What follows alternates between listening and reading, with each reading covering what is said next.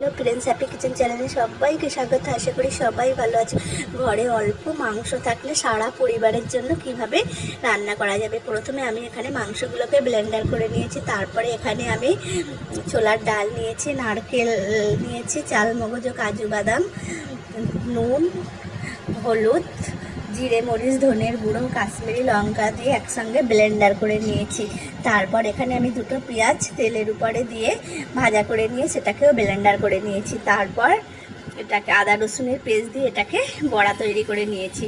তারপর এখানে কড়ায় তেজপাতা, এলাচ, দালচিনি, লবঙ্গ দিয়ে তারপর আমি এখানে আদা রসুনের পেস্ট দিয়ে, কাঁচা লঙ্কা দিয়ে, তারপর জিরে মরিচ, ধনের গুঁড়ো, নুন ও মিক্সচার করা পেঁয়াজের পেস্ট দিয়ে তারপর অল্প একটু জল দিয়ে বড়াগুলোকে ছেড়ে দিয়ে ওপরে গরম মশলা ছড়িয়ে দিয়ে একটা সুন্দর রান্না, রুটি, পরোটা, লুচি, সাদা ভাত, পোলাও ভাত, ফ্রাইড রাইস প্রত্যেকের সঙ্গে ভালো লাগবে। গাইজ, আমার চ্যানেলকে লাইক অ্যান্ড সাবস্ক্রাইব করো আর বেশি বেশি করে শেয়ার করে দাও।